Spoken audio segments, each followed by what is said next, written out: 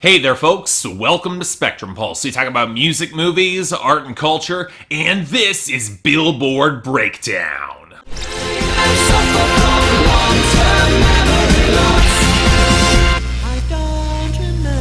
So here's the other thing about the last couple weeks of the Billboard year. More than ever, it becomes a game of timing if you're looking to land a song on that year-end list. Release a song too early, and it's no issue, but unless you've got a guaranteed smash hit heading for the inevitable #1, it might actually serve you a little better to release your songs a little bit later. Keep in mind that most songs will ever stick around for about 20 weeks on the charts, and the last thing you want is to release a track where midway through its lifespan, the year turns over, and you're only left with a portion of that time to rack up the accumulated sales, streaming, and airplay to get on to the next year's list if you even care about that sort of thing. Now, some of you might be thinking, this isn't that big of a deal, but all you need to do is look at our top 10 and you got a prime example of this. No, not Closer by the Chainsmokers featuring Halsey at #1. It's still mostly dominant across the board, although airplay gains and sales were not what they once were, but the song's fine. It's gonna make the year-end list. I wouldn't quite say it's vulnerable to challenges this yet, but the song we want to talk about here is Starboy by The Weeknd and Daft Punk. That's making the case for it, because rising up to #2 on surging airplay, heavy streaming, and YouTube, and sales that, while not quite incredible, are still pretty solid all the same. Will it be enough to get higher and snag that spot on the year-end list? Well, time will tell, but it was enough to outstrip Heathens by 21 Pilots down to #3, and that's saying something, as that song has stronger airplay, decent sales, but it slipped hard on YouTube and was just outclassed on streaming. Then there's Cold Water by Major Lazer, Justin Bieber, and Mia at #4, which peaked hard on airplay this week and then lost ground across the board. It's definitely vulnerable to a challenge from the other Justin Bieber song, Let Me Love You by DJ Snake at #5, which is running airplay momentum, stronger sales, and even better streaming. Not quite there on YouTube, but that's just a matter of time. Then there's the welcome boost for Broccoli by Dram featuring Lil Yachty up to #6, which is currently enjoying even better sales and real streaming presence as the airplay slowly catches up. I'm not quite sure how much higher it's going to get overall or what sort of crossover potential it might have, but I'm just happy that it's here, especially if it shoves back Treat You Better by Shawn Mendes down to #7. We spent the week wavering on airplay, losing streaming,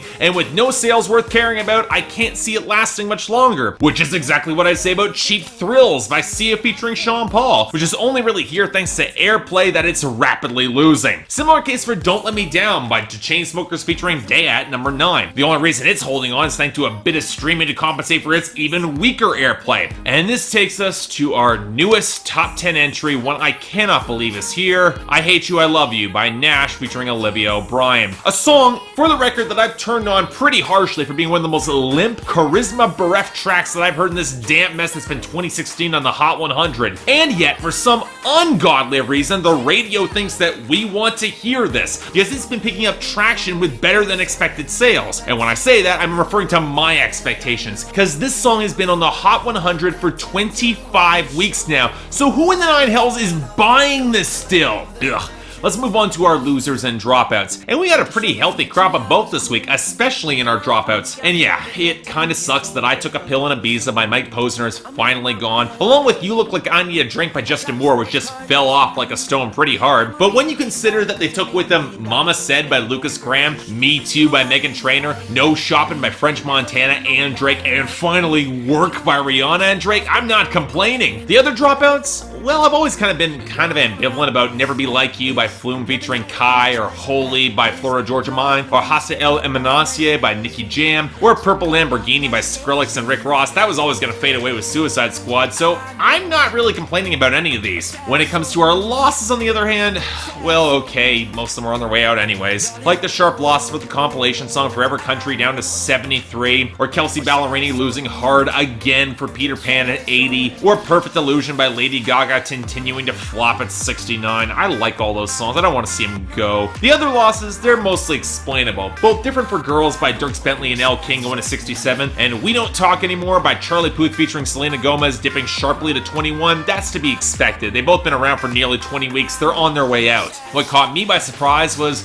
the sudden drop for This Girl by Kungs vs. Coconut and Three Burners. Oh, okay, it probably shouldn't surprise me given the typical chart trajectory for these sorts of electronic hits as the radio evaporates that aren't by the Chainsmokers, but I have to admit, I'm a little disappointed. disappointed. I had hoped the song would have a little bit more staying power. It's a really good song. And on that note, our returning entries and gains, and seriously, You Don't Own Me by Grace featuring G-Eazy is back again at 87. Don't get me wrong, I like the song. Sure as hell beats our other returning entry, Juju on That Beat TZ Anthem by Zayon McCall and Zay Hilfiger at 89, but it's bounced on and off the charts for weeks now, while never really picking up any sort of real traction, which means it's likely got no shot at any year-end list, which is kind of a disappointment there. As for our gains, look, none of them are remotely getting close to getting here, and for the most part, I'm kind of okay with that. I'm not wild that Crazy by Kalani is up to 85, or Wishin' by DJ Drama featuring Chris Brown, Scheme, and Likeone's up to 77, or that out of nowhere we're giving a radio push to I Know Somebody by Low Cash up to 58, but the real story comes in our last two gains. The first is the frankly startling amount of traction that Niall Horan, formerly of One Direction, picked up with This Town up to 25, pretty much on sales alone. Don't get me wrong, I like the song, I just didn't expect it to pick up this fast. And yet, the song that I'm really thrilled to see pick up some traction is DJ Khaled's massive R&B crossover with Chris Brown, August Alsina, Jeremih, Nicki Minaj, Future, and Rick Ross, Do You Mind, which thanks to the video roared up to 52. No complaints at all from me on this. The song remains catchy as hell, and if this song has the potential to be a big winter hit and as big as For Free, hell, I'm on board with that. I want to see more of this. So, okay,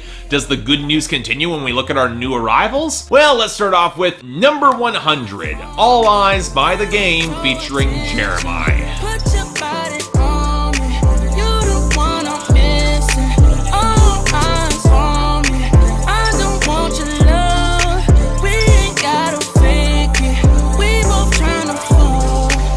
So for those of you who don't know, The Game has been putting a bit of a surge lately. He's been putting out a lot of material. And by I say that, I mean this is his lead-off single for his third album released this year, given he put out 2 soundtrack projects. And this runs the serious risk of flooding the market, but to his credit, The Game also said that his new album, 1992, would have few, if any, guest appearances, which is something I was hoping he would be making for years now. Of course, for the crossover radio single, he picked the bonus track with a credited guest star, who I'd argue is competing with the liquid but limp production from Scott Storch as the least interesting parts of the song. It's not a terrible beat here. There's some decent atmospheric layering and Storch's bare bones melody fits in fine with modern production, but it's not interesting. And watching The Game rap through a pretty bare bones love jam is not the best use of his talent, especially when he doesn't sound that into it, even if I do buy most of his sincerity talking about a girl that he actually names on the song. And sure, I appreciate the jabs at Future and Designer, but the first verse alternates between being corny as hell, seriously, dog filters for your selfies, and then comparing his girl to his car, his Jeep specifically. And I get that it's an R. Kelly reference, but R. Kelly got slagged for it back in 95, and like it or not, The Game is not R. Kelly. He's not really smooth enough to pull off something like this. As a whole, really the song's just kind of mediocre. Not exactly a good sign for The Game's new project, but hey, if I somehow manage to get through my backlog in time, I might take a look. I'm curious. Number 98, Wanna Be That Song by Brett Eldredge. Disappear, makes time stall. Wanna be those words, fill you up, roll your windows down, and keeps you young, makes you believe you're right where you belong.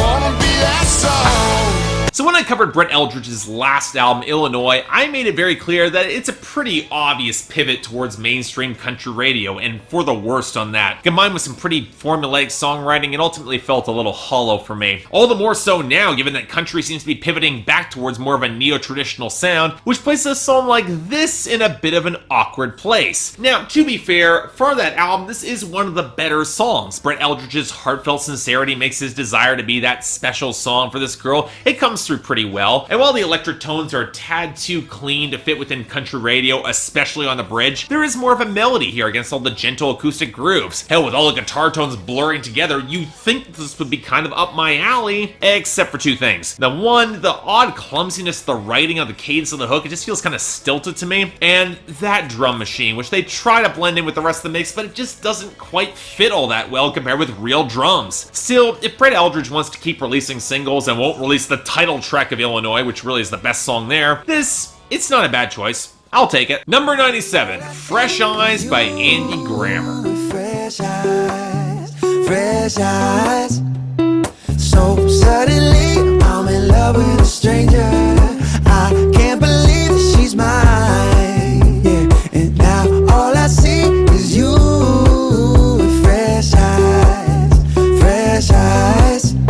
more I think about it, the more that strikes me that Andy Grammer is a pop star from a different time. He's honest, he's straightforwardly sincere, and he's got an upbeat energy that reminds me of what you get, say, decades ago, maybe in the 50s or 60s, or maybe in the very late 90s. And compared to how dour so much of modern pop feels, he might be a bit of a throwback, but I definitely appreciate him. That said, I'm not sure how I feel about his newest track, Fresh Eyes, the lead-off single for his third album, most because in comparison with songs like Honey, I'm Good, which I liked immediately, this is far more stripped back. Oh, the emotional honesty is still there in the writing, as the song shows him being blown away by how hot his girl is when she dresses up, and for him to appreciate how lucky he is and how he should not forget that. And I can kind of see why this would be the sort of little emotion that should not be overplayed, which makes sense for the sparse tapping beat, the acoustic melody, and for Andy Grammer to sing much quieter than usual. But maybe the song could have opted to be a little bit prettier with the effects, maybe at a slower tempo to emphasize the romantic sentiment, because as it is, it's a decent song to be sure,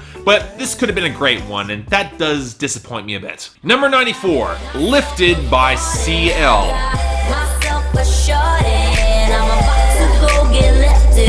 Yes, I'm about to go get lifted. I got myself a 40, I got myself a shorty, and I'm about to go get lifted. Yes, I'm about to go get lifted. Yeah. Okay, I was not expecting this. Or to put it another way, I expected this back in 2012 or 2013, not now. Now, for those of you who don't know, CL is a South Korean singer and rapper who was a part of 2NE1 before releasing her first American single, co-written with Asher Roth and sampling from Wu-Tang Clan. And no, I swear I'm not making any of this up. And you can definitely tell that Asher Roth co-wrote this. It's got the same sort of lazy, half-stone delivery that I'm sure excuses how often the rhyme scheme is just dropped across the entire song. And that's not getting how often CL leaps into tones and accents that you can pretty clearly tell are not hers and pretty far removed from South Korea. But you know what? At this point, I've got no idea how offended anybody's gonna get about this anymore, given that popular culture may have crucified Iggy Azalea, but somehow let Post Malone and Drake get away with it. And sure, the song is kinda catchy. You can thank the hook sample from Method Man from that, but it's not like that cloudy backing whistle and the flattened bass playing off the trap beat on the verses is all that interesting. Really, the best thing about this song is the hook. And even there, I can't give her full credit because that was really just sampled from Wu-Tang. Yeah, I hate to say it for the first South Korean crossover since Psy, but I have to say this, I'm not liking this. Pretty mediocre, at best. Number 91, Don't Touch My Hair by Solange featuring Sampha. But this here is mine. You know this here is my shit. Wrote the ride, I gave it time.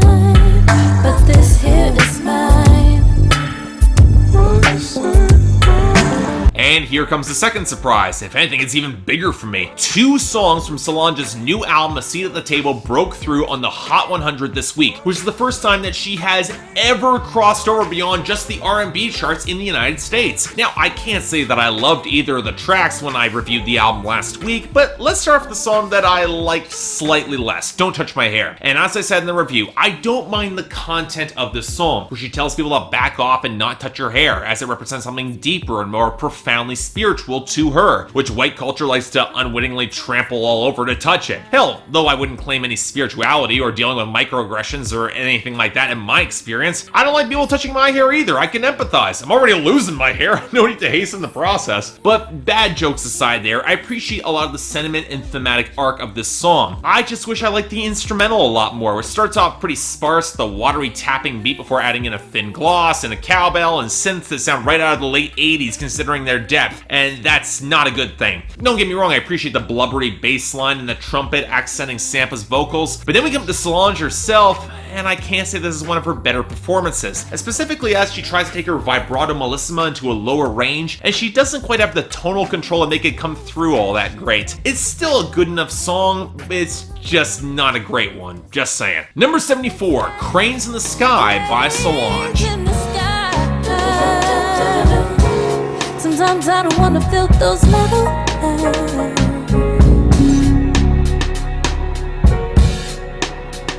Yeah, it's like cranes in the sky.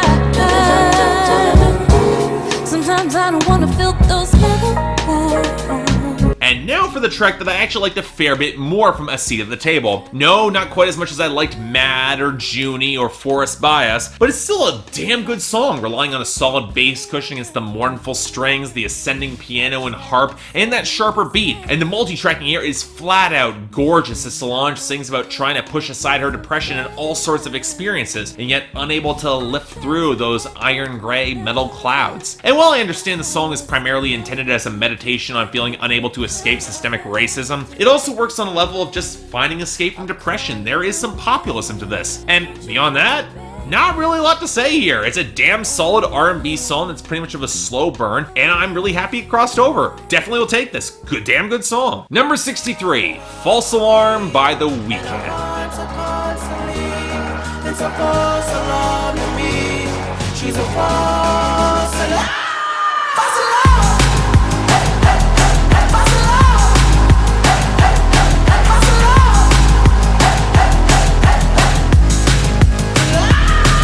So now we're very much in the build-up to a new album from The Weeknd, set to be released in late November this year. Now, this song was one of the promo singles that began to pick up airplay on Canada before being confirmed as the second single. And wow, I thought I liked Starboy because this is awesome! The sort of song that shows The Weeknd goes into that bombastic, gothic dark wave from which he sprang in Toronto. Seriously, if Sisters of Mercy were still making music today, they would make a song like this, and you'd never expect it to get airplay, even back in the late 80s. The smoky guitars accenting the muted edge of that bass line that kicks off the chilly synths and the ghostly backing vocals, where that beat kicks into this howling grind of a fast-paced groove. Seriously, this song rules on an instrumental level. As for the lyrics, okay, well, The Weeknd is singing about a fame-hungry gold digger. That's pretty fresh territory for him, not really. And how any sign of her for love is a false alarm. But again, it's the framing of the song that makes it work. Half because he knows there's a certain emptiness to her calculating lust and greed, and half because he's not judging her for any of it,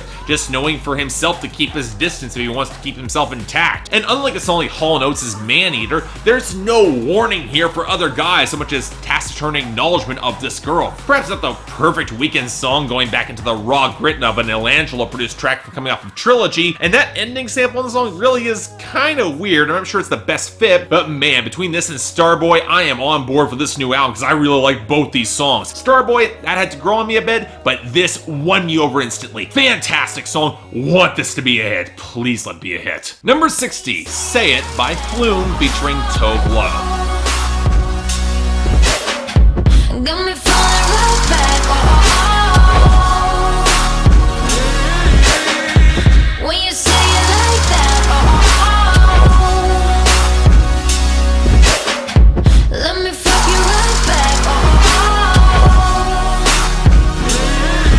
So okay, I didn't cover Skin when it dropped earlier this year. The reviews are kind of lukewarm at best, and I wasn't in love with Never Be Like You like so many other people were. It happens. But I did get comments from a lot of people that I should check out Flume's collaboration with Tove Lo, and here we are, it's now charting. Now let me get this out of the way. I like it a lot more than Never Be Like You, mostly because Tove Lo is a sort of charismatic presence that draws a lot of attention right out of the gate. And her vocal line holds the unstable oscillations of the synth behind her in check, even as the layers develop a little bit more buzzing bite as the lumbering beat drops into warp and contort around the mix. And that sense of unease and instability works for a lot of the content here too. It's a song about hooking up with an ex, and Tove Lo is walking the very narrow line in her delivery between obviously wanting it and the hesitation that comes before making a really big mistake. I think the song could have had a little bit more of an edge if it didn't play the hook as exultant in major keys as it does, but overall, yeah, this is a pretty damn good song. I'll take it. Definitely like it. And finally, number 18,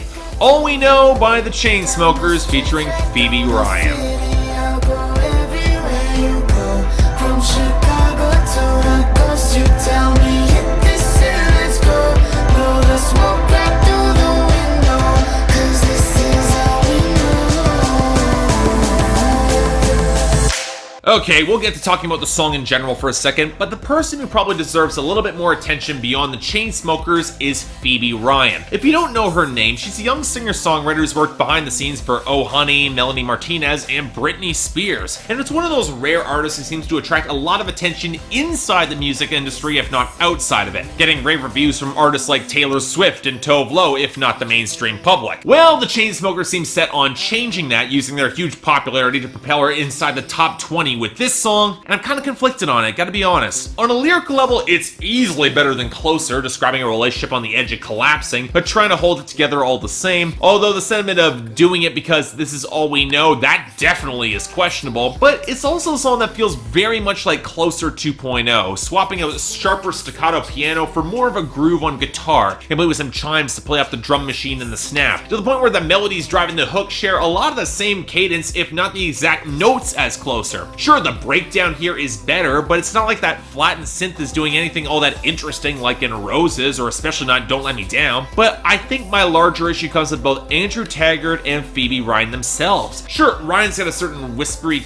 coo that's not bad, but they're both playing the song so flat and lacking in emotion that I can't get invested through any sort of emotional drama. So sure, it might be a better Closer thanks to tonal choices in the writing, but I'm not sure upgrading from bad to nondescript is all that much of an upgrade. Just saying. So yeah, that was our week, and wow, we got a pretty healthy spread here, on average being pretty positive. The worst, it's obvious, lifted by CL, if only because the writing is way too sloppy to waste a Wu-Tang interpretation. Method Man, why are you in the video?